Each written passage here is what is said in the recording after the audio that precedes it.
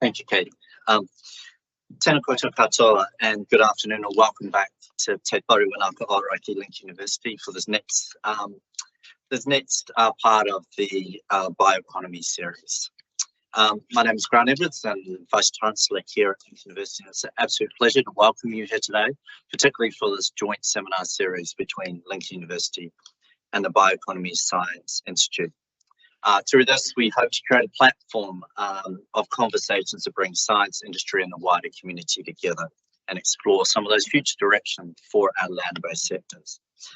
The aim of the series is very simple, but important: to connect research with real-world challenges and opportunities across the bioeconomy here in Aotearoa and on the global stage. Today's session focuses on the powerful technologies that are transforming how we see and understand complex systems, from the smallest structures inside biological materials to entire landscapes and ecosystems. This afternoon we explore what happens when we zoom right in, and then what happens when we zoom out, and how connecting those perspectives can deepen our understanding of the systems that underpin our land-based sectors. We are fortunate today to be joined by two wonderful speakers who bring expertise from a very different perspective and ends of the scale. First, Dr. Duane Harland from the Bioeconomy Science Institute. Dr. Harland is a senior scientist internationally recognised for his work advancing microscopy and microanalysis in biological and biomaterial systems. His work spans everything from bespoke optical instruments to world-leading electron microscopy and fibre systems. Joining him today is Associate Professor Stuart Charteris from Link University. Stuart's research sits at the intersection of technology, agriculture and ecology, a field he describes as computational agroecology. And I haven't heard that one before, Stuart, but that's over to you. His work focuses on how digital spatial data and interactive visualization can help us interpret complex environmental systems from farms to catchments to environment. Together, our speakers will connect insights across scales, from electrons to ecosystems in particular. It's a fascinating topic. First, I invite Dr. Duane Harland, and then Associate Professor Stuart Charteris. Thank you very much.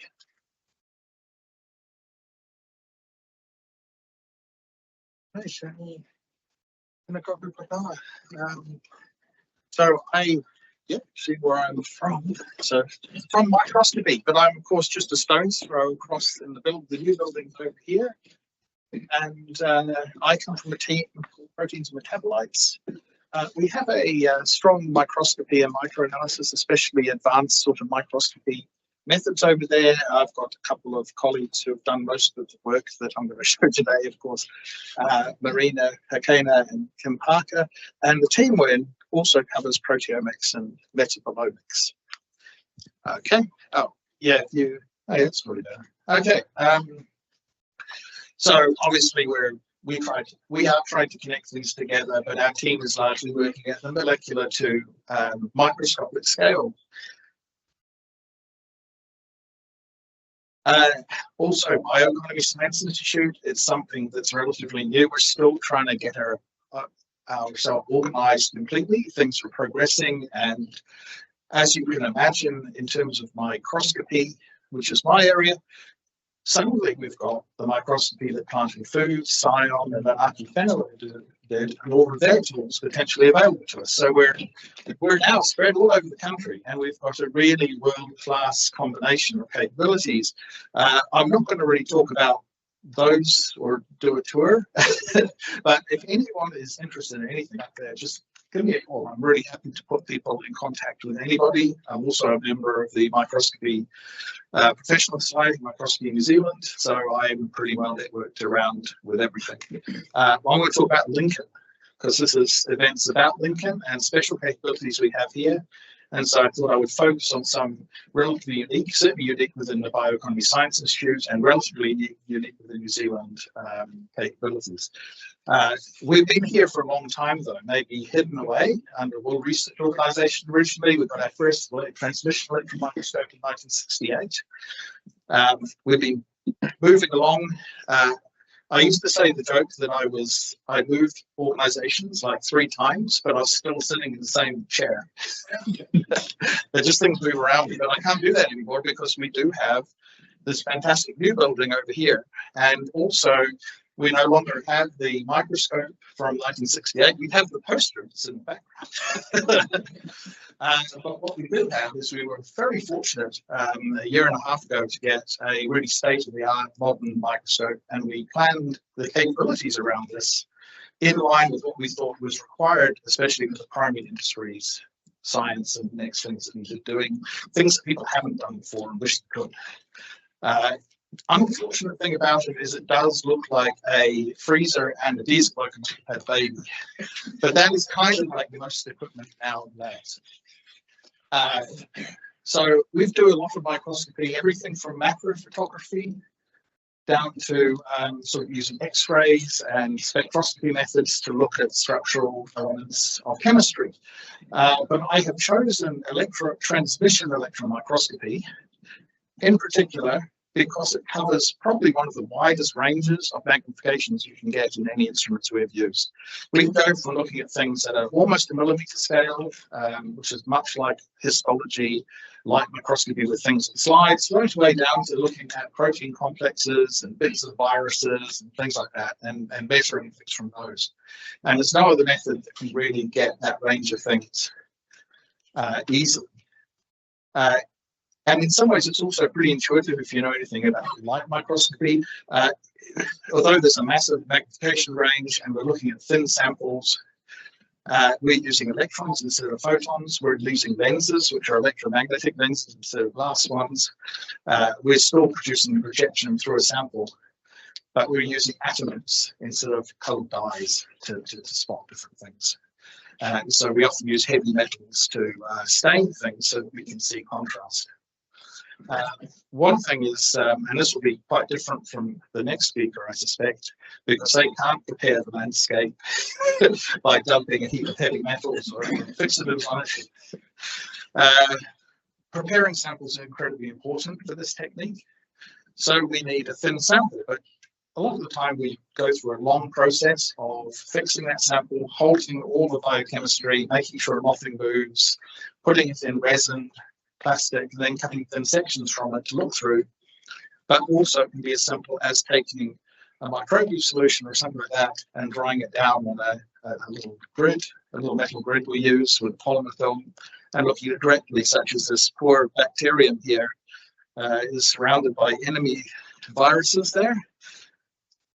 And the other one's just a picture of a hair follicle. And the maze is basically, we have enormous amount of choices. So if you're ever doing this kind of work, you want to do microscopy, sample processing is probably as important or more important than the technique you use at the end. But once we've got it, well, this is where our new instrument differs from what we used to do, because you used to sit around for like days sitting, looking, and then you take the old picture. And transmission electron microscopy is largely something you did after other techniques to get 1 or 2 pictures. They were observational to really confirm what we've seen in other things. But what we've done is change that, because as you can see, we can now put a sample in. These are cross sections of mammalian hairs in a little piece of resin, and we can just tell it, go on, take all of those pictures until we can see which ones are the good ones to focus on, and then we can go in and take higher resolution maps and higher resolution maps. And our biggest problem is our data. So we're now storing this, and this will be something that will be relevant to the next speaker. We have to store all this data now in something where we can look at multiple magnifications. So just like on your phone, you can see anywhere in the world with Google Maps or Apple Maps. You don't have the data for the entire world stored on your phone. So this is the kind of technology we now have to deal with for these things. When we then have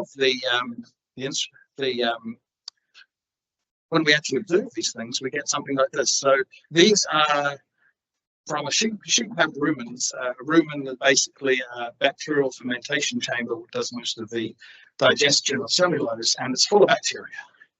And so these are little bits of this wall of a sheep rumen that are being prepared, and these sections are kind of what you look at with light microscopy most of the time.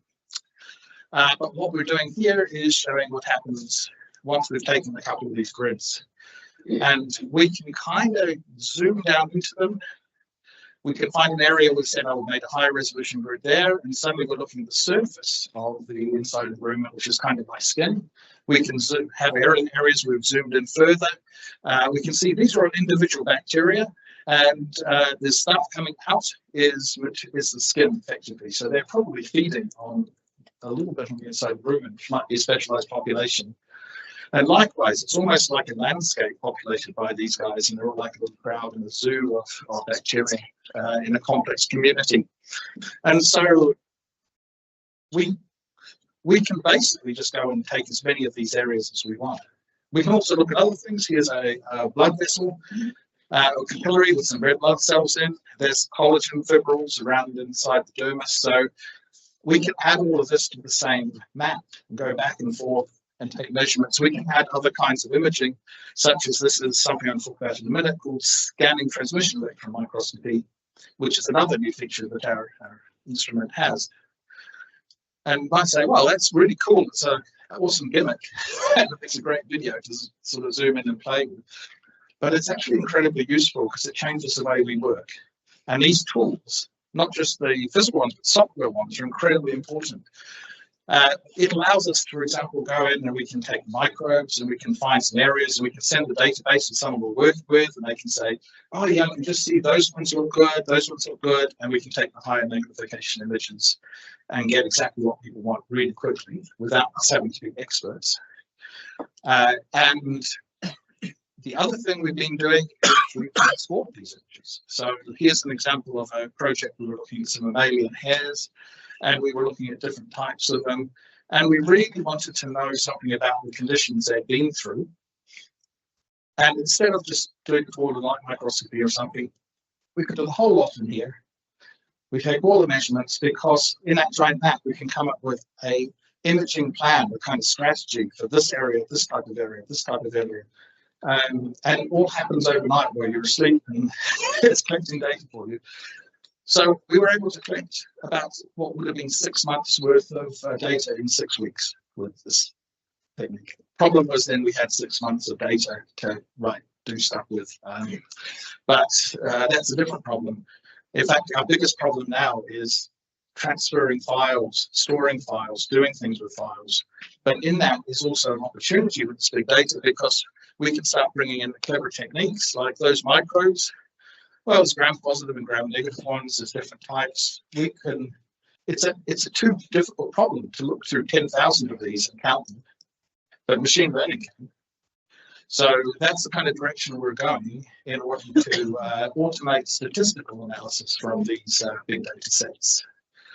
The other cool thing that we do that we couldn't do before was the scanning transmission electron microscopy, and that gives us some options. So with that, instead of imaging the projection, we're actually turn the electron into a type of beam, like an electron laser, and we fire that at the surface of the sample.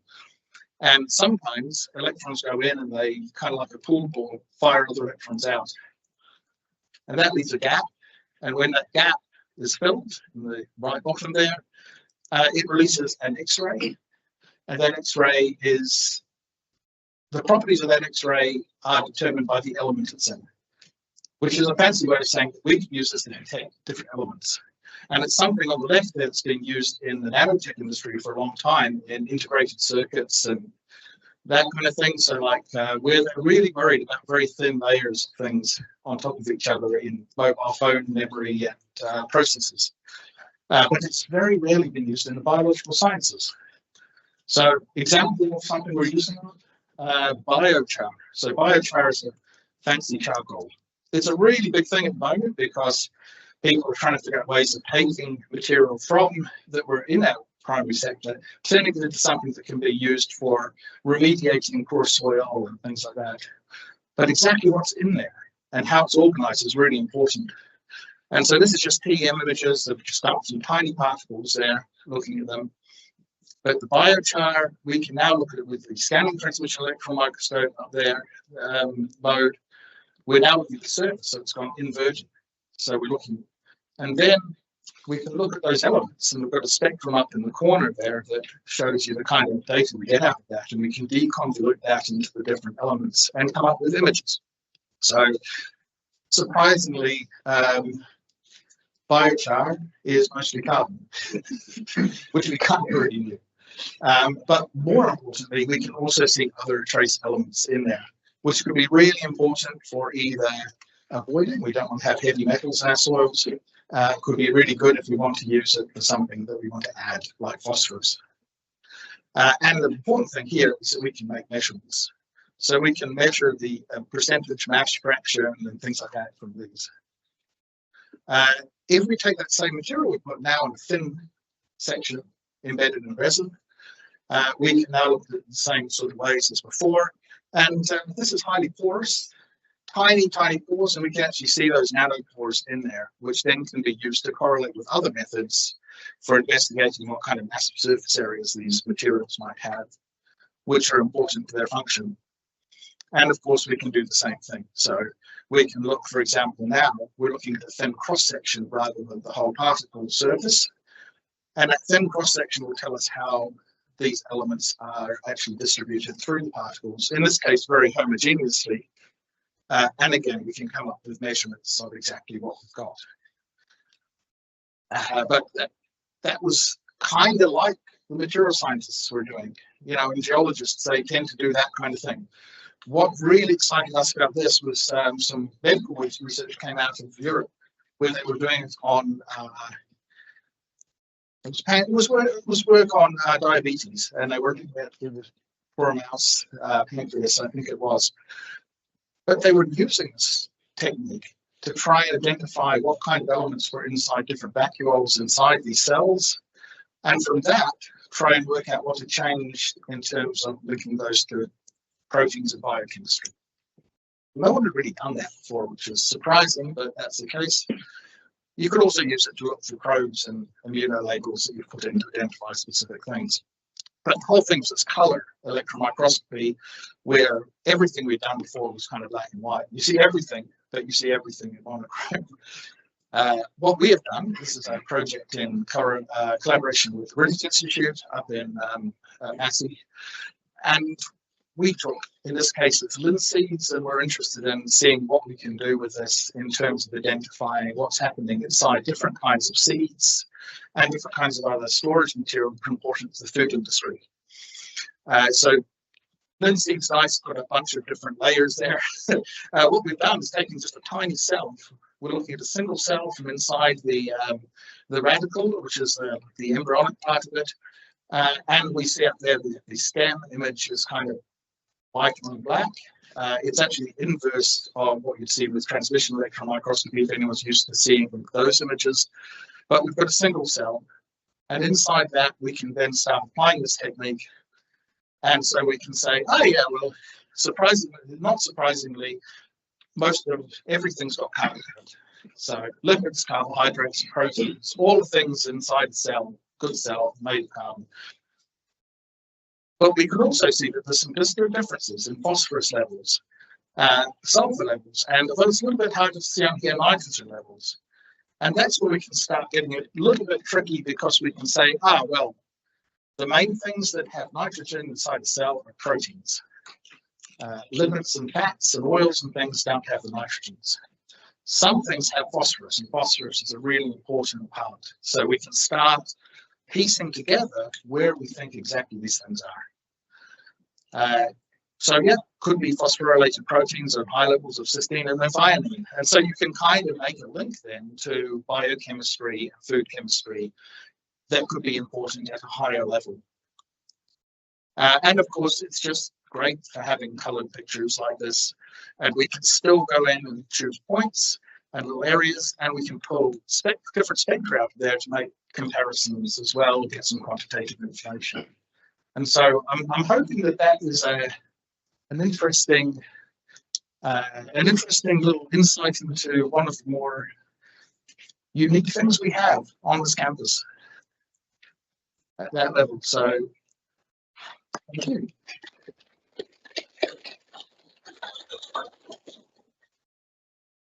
And we'll now pass to Stuart, and then we'll come back to questions after that. Duane.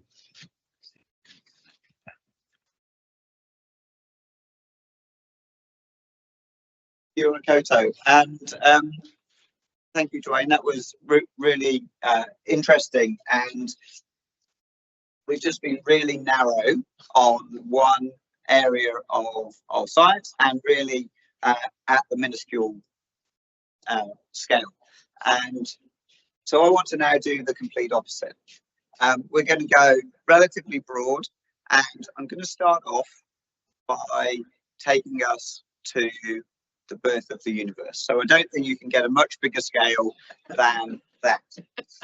And not only are we looking here at the birth of the universe, but we're looking at the distribution of dark matter at the birth of the universe. So something that we can't see at a scale that I think we can't really imagine. And this is probably the largest extent of visualization that people have been working at. And this is a still from a movie called Cosmic Origins that my PhD supervisor worked on. And this was created in stereoscopic 3D so that you could see all of the depth and that. And that was an award-winning film. But why draw a picture? Why do we want to visualize? Well, a very small amount of the data underlying this looks like this. And if we printed the whole lot out, we would have this room full of phone book style documents, and that we'd have to wade through them for each time step.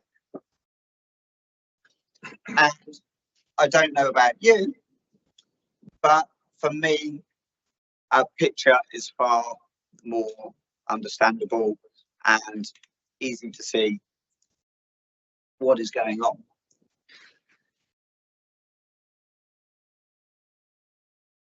This data comes from a computer simulation.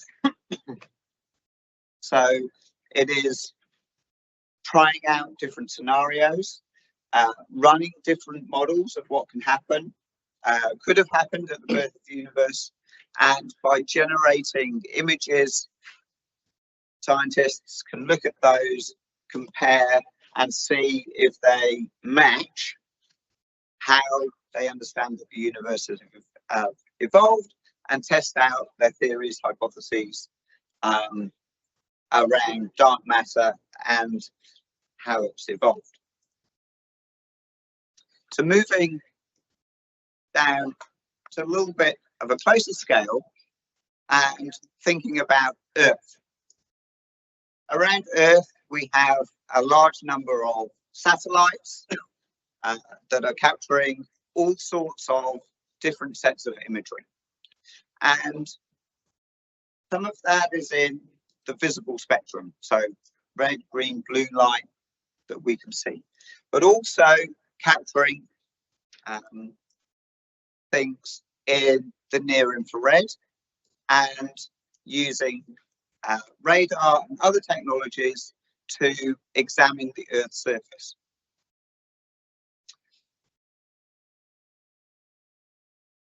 And whilst this picture looks very much like a gaudily coloured photograph, it is actually taking that data from those satellites and converting that into a representation that we can see. So taking this unseeable for us in the near infrared, running through calculations, and those in the agricultural sector will recognise this as an NDVI image looking at crop health. But here, what's really important about these images as well is how we map the unseen, how we map those things that we cannot see onto the visible spectrum. There's probably some bits of this image that jump out of you, and later on we'll come back to talk a little bit more about why our choice of colours is really important. But what this image is showing is essentially crop health across this range of paddocks. Red is not, has issues. The brighter the green, the more vigorous the growth is there. And so we can take this data, take this information, and then target interventions at the appropriate places. Just thinking how you might do this at Duane scale, you'd have to go and destructively harvest each of those paddocks, freeze it in resin, slice it, and then spend a long time imaging it and then a long time analysing it. You might get a higher confidence interval on the result, but perhaps the economic outcome wouldn't be quite so good because you've got no crop left. And so traditionally, this has been done through satellite imagery. More recently, with the growth in UAVs and drones, we're able to capture a lot of this on a relatively smaller scale, but from small airborne platforms, and capture that more regularly.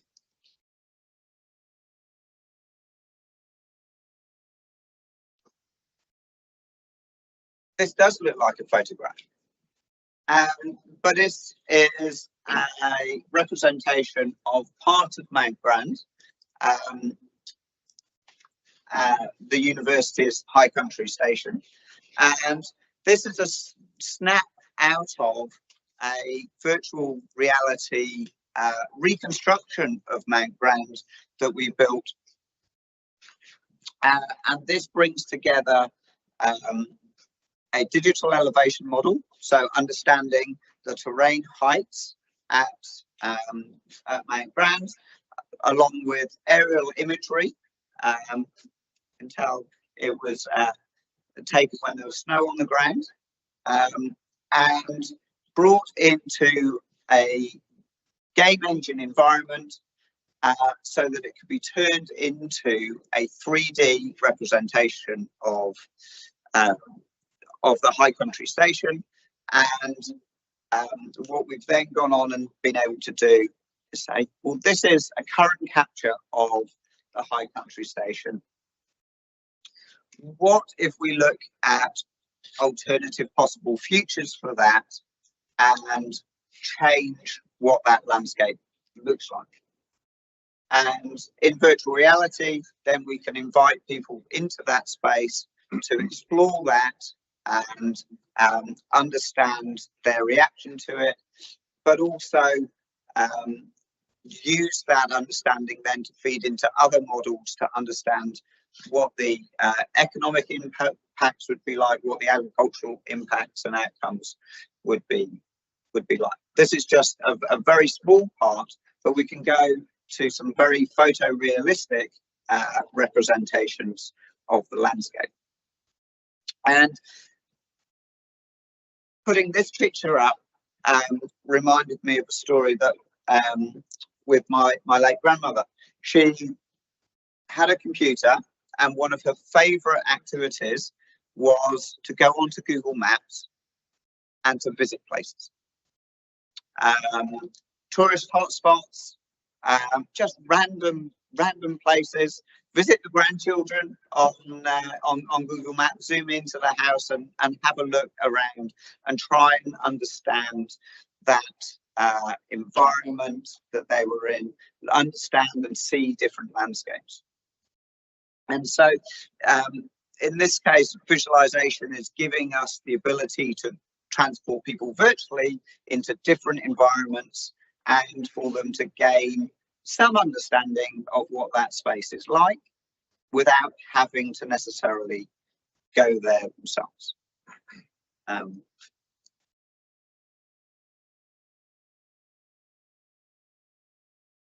at the farm scale, here is a visualization that brings together a range of different things. We've got some aerial imagery of the farm overlaid with a heat map. So that's the square colors that you can see, showing residence time of the dairy cattle on farm, and then individual locations for individual animals, and also some on-farm machinery.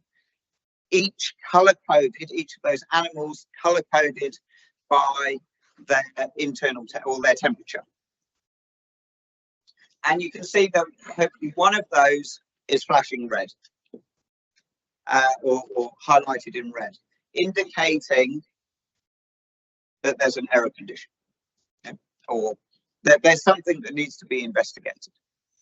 And in this case, what visualization is allowing us to do is bring together a large number of different pieces of information to quickly make an assessment and then apply an intervention to those areas that need it.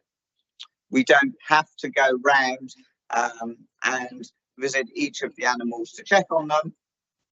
We can target our interventions to those that are showing signs of distress or potential issues. And this again is bringing data from sensors on the cows together with aerial imagery together, and often what we're seeing in visualizations is data fusion, bringing multiple data sets together to build a new picture that gives us some insight. Picking up on something that I think Duane hinted at, he talked about sample preparation and preparing their samples to go through the microscopy process. Often the same happens in visualization. You spend an awful long time sorting out the data, getting it into the right formats so that you can bring things together and display them. They might be at different geographic scales, might be at different temporal scales, different systems, reporting information in different formats. So whether it's a physical sample that you have to prepare or digital samples that you need to bring together, often there's a huge amount of preparation and thinking through what is an appropriate representation. We can also, though, use the landscape metaphor for other information.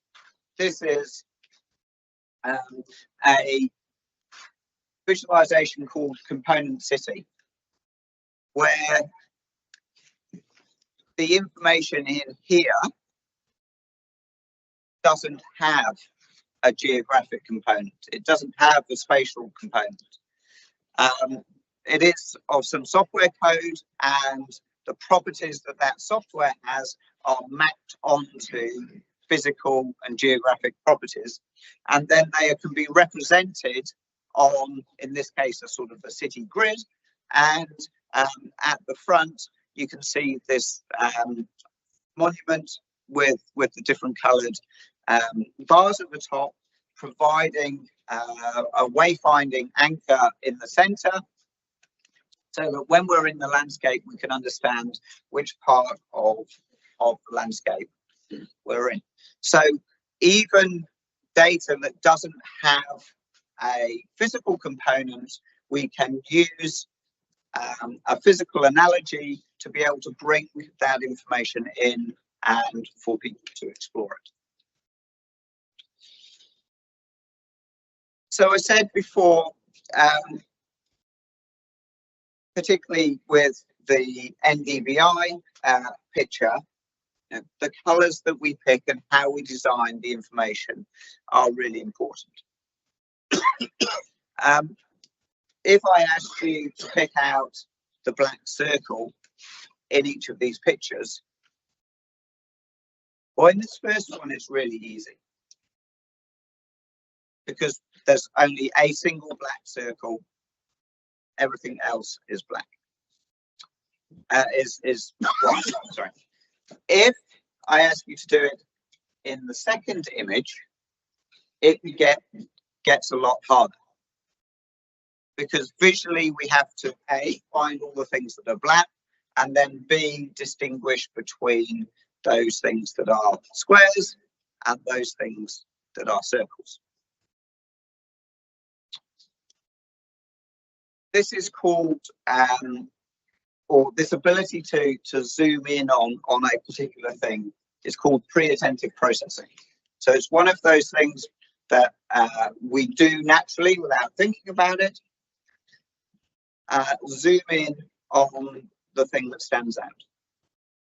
And that's really great if we use it in a way that communicates what our visualization is trying to do, but it can also be a huge distraction if we get our choice of colors or shapes wrong and people start seeing things that aren't there. Another example of that is that on the left here, we can quickly see two regions, a blue region and a red bar up the side. In image B, separate the circles and the squares, again, two regions, and it becomes really difficult because we have the red and the blue intermingled, and our brain has a hard time distinguishing between the two. We're drawn to the red.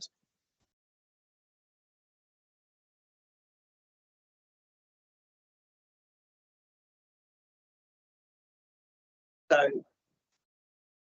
those of us that have to wade through scientific papers often see charts like this with error bars or confidence intervals on here. And when we see those, what we understand is that there's been a value reported, but that there's some error there. We know that there might be a range or variation in there. But as soon as we put up a picture, our pictures tend to have hard lines in it. And our brain says, I've seen a picture, it must be right. Seeing is believing. So one of the other challenges with visualization can be to share uncertainty and that error. A couple of ways that people do it can be through fuzziness, brightness, and as called here, sketchiness, but the way that information or elements are colored. And I think it's always important when we're looking at a visualization to remember and think about who has produced this visualization, what story are they trying to communicate, what information are they trying to communicate, and does that visualization convey the information and what potentially is that hiding. Thank you. Thank you, Stuart.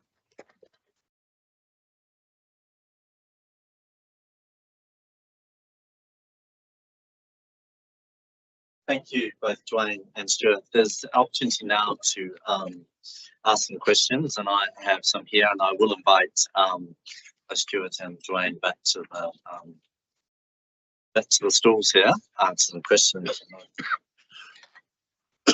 I'm always drawn to those colours, aren't you, Stuart? The traffic light system, I know my university council always drawn to the red things, and so things like that. But an opportunity to ask some questions. I have some, but I would welcome questions from the floor first of all around the presentations in any way. And first of all, thank you.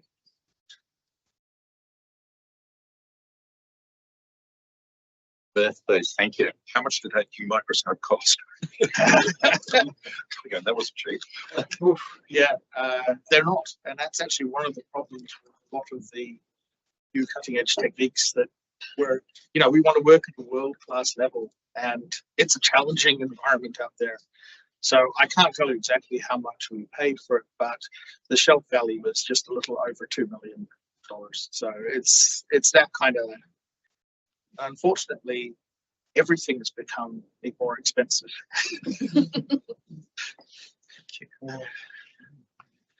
I have a question around scale, perhaps what you're thinking from some out there. And we've talked with presentations have been about different scales. They've been about visualization, but can you give me some examples where insights from one of the scales that you work at has actually changed understanding of decisions at another scale? It's kind of whether it's going in two different directions. I think, or one example of where undertaking a visualization has had a significant or an impact. Again, one of those simulation examples that I mentioned earlier, but visualizing produce a simulation of magnetic field effects was being produced for a material. And the scientists that had produced this simulation were convinced that they had it absolutely right, that the simulation was working perfectly. But when a visualization was done to show the behavior, what it showed up was that there were edge effects happening. So at the edge of the simulation, there were effects that were happening that were wrong, that were unanticipated, and so that simulation could then had to be corrected to solve those problems. So I think that's an example of where seeing what is going on has made a difference, perhaps not precisely at the different scale level, but I think one of the challenges with the difference of scales is that you've got the extremely teeny to, well, just everything else is. So there's plenty of examples from microscopy as to this sort of thing, because we can't see any of it. So with at least some of the landscapes style stuff, you have this. Usually, it's a problem of lots of different views. You can kind of see stuff, but what we often face with microscopy is measurements that are taken at a macro scale. And this is often the case in industrial materials. And for example, we've looked at things like hair damage from products or processes. We've looked at fermentation. It's a huge area at the moment. And people will be creating products from fermented materials. They'll be doing a whole range of different industrial scale, lab bench, and scale up measurements on, might be pH, might be other things. And sometimes things just don't work, and they just can't find a reason for it. And we had a great one recently where we did that, and that was one of the ones where maybe that picture of the bacterium with all those little viruses around it. Those viruses weren't really supposed to be there. But it had an effect. And that effect at a different scale couldn't be explained until you figure it out. And I'm sure there's plenty of examples from people who notice something on the ground. It's not until you see it from the air that you really understand what is going on. Thank you. More questions from that, please. Thank you. One for Stuart. In your picture of the red and green paddocks. Yeah. What can you explain what the red was? Yeah. So the so NDVI is essentially a measure of how well the crop is growing. So the red is showing areas that are growing less well. So even to the naked eye, they would look poorer than They might do, but depending on the stage in the growth cycle, Yes. then you might start to see things earlier through the imaging. And again, this is that scale level. Humans between sort of 5 foot and 7 foot, and have a certain range of view. We can only take in so much if we're walking through the paddock, but by getting up high, we can get that view across the whole paddock. And it might be that you've noticed in one corner of your paddock that things aren't growing quite so well, but by measuring at that sort of more landscape level, you can actually see how far that area extends, and then you know that maybe that corner of the paddock needs additional treatment, additional fertilizer, disease treatment, but you can determine actually how much of the paddock needs that, and then maybe make changes for future as well. Because certainly that big red square looked more like it may have been a later sowing. Yeah, with yeah. additional- And it could, and I think that's always yes, those the were- picture by itself, without all the context, doesn't always tell the whole story. Stuart and Duane, Thank you. and I don't know who wrote this question for me, because obviously we're talking about visualization. The question is, what is the biggest blind spot? Thank you, Katie. But the question is, what's the biggest blind spot or limitation in the approaches that you have, and how do you account for them in the context of visualization? When I talk about, these are tools, and there are limitations of our engineering and so forth. So I said there's a massive magnification range. It's like for our transmission electron microscope, but we've got to look at stuff that's thin and under a vacuum, and all these different measurements will have their own particular set of limitations. Every light microscope might only have a certain range. Something might be visible in infrared under the microscope, but we only have ultraviolet to red. There will be plenty of constraints on what we can do, and there's gaps. So we can see something really nice in 3D across a certain magnification range, and then there'll be a gap, and then there'll be other technology that comes in and you see it really well over. And so those instrumentational gaps are one, and that's where the power of what Stuart was talking about really comes in. And that's the future with the software I was showing as well, where we're not just taking an independent picture of this and an independent picture of that and reporting, coming up with some conclusions. We're trying to integrate all this in one picture, correlate it together so we can understand causes. And it's that data processing that is really exciting as well. Stuart, for you? Yeah, I think it's knowing the limitations of the data that you're bringing together, but it's also being aware of some of those human factors that I mentioned. So it's very easy to pick a color palette that looks pretty, but that actually then uses the interpretation of the image. So it's both instrumentation limitations or data collection limitations, but I think also how those visualizations are prepared and communicated. Please, Christian. Thank you for two very well presented and fascinating talks. And this question is mainly for Duane, but Stuart, it may relate to yours. Duane, you mentioned machine learning. How far along are things in terms of using machine learning to interpret and the actual operator to interpret? How far along, how much easier is it for you with machine learning?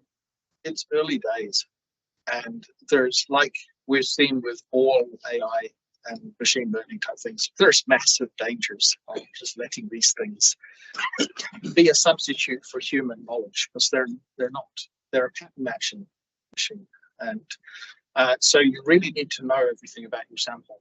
It is early days. We have not done a lot of that, so I didn't have any examples there of things that had really worked. We're developing the tools. So in another project, something I haven't talked about today, we've developed some AI tools for 3-dimensional electron microscopy. Won't work on 2-dimensional electron microscopy, but that's because there weren't any available. You know, so literally sometimes these things aren't available, and as they are becoming available, you've got to be really super careful. I imagine the more layers of data you add, I don't know, this is, I'm sure this is way more common in your area, Stuart, but the more layers of data you add, the more I imagine things could go horribly wrong. And the temptation must be there. Oh, cool.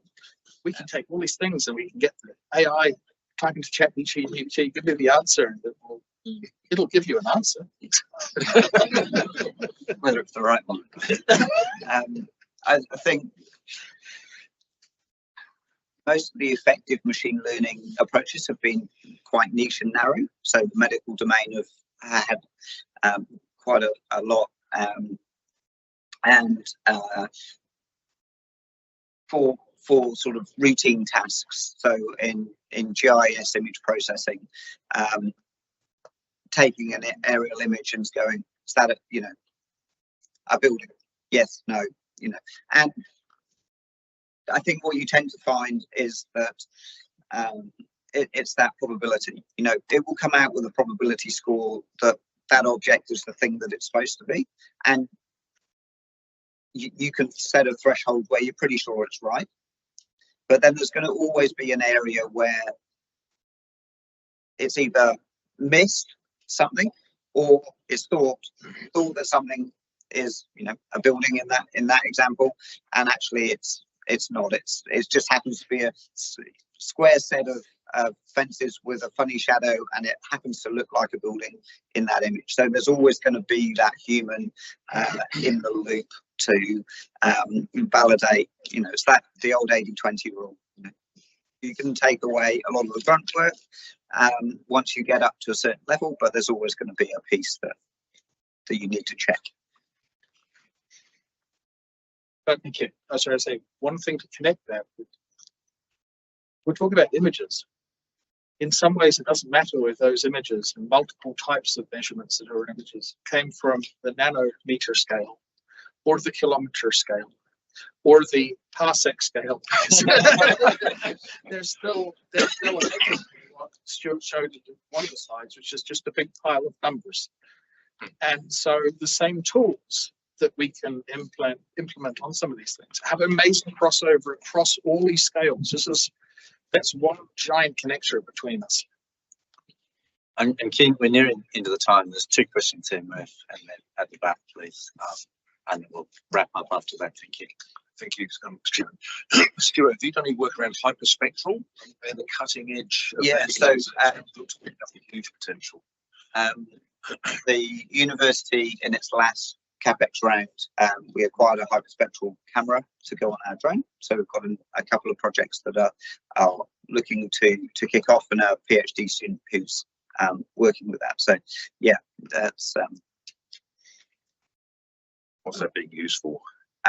So we've got to look at nitrogen in wheat, potential project with the vineyard around grape yields, and also